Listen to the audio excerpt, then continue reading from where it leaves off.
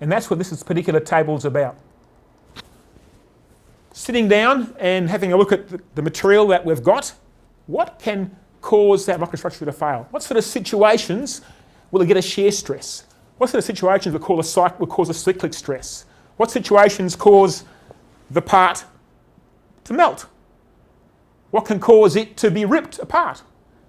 Because I don't want any of these to happen. I want to understand when this part is in operation, in that machine, in this company, in that scenario, what can make it fail and not allow those to happen. So I'm going to take what can make it fail and work out what prevents that failure and put that prevention into my procedures and train my guys up to the procedure in a way that makes sure that they do not induce these situations. So this particular table is all about being negative in a way that helps us understand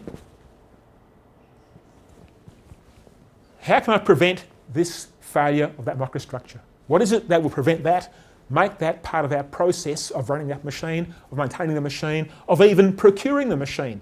You know, when it comes to manufacturing of that machine, what sort of manufacturing issues are going to then lead into failure of a machine in operation?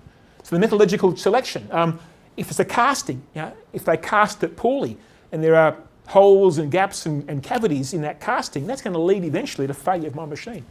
So now I want to understand across the whole life cycle where the troubles that I will have to suffer and solve can come from, and then intentionally build the process to prevent those in the first place.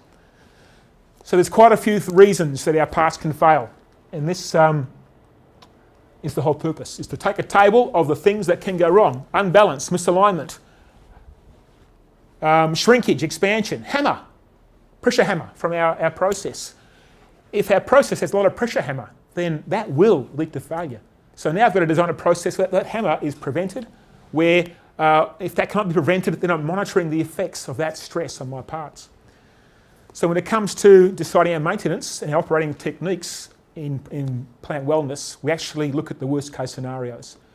Understand what they are, because not all these things will happen on every single machine. Only a range of these particular problems will occur.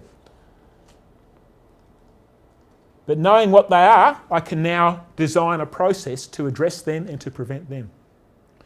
So when it comes to maintaining this part in our gearbox, we're going to say, okay, what can make that tooth fail?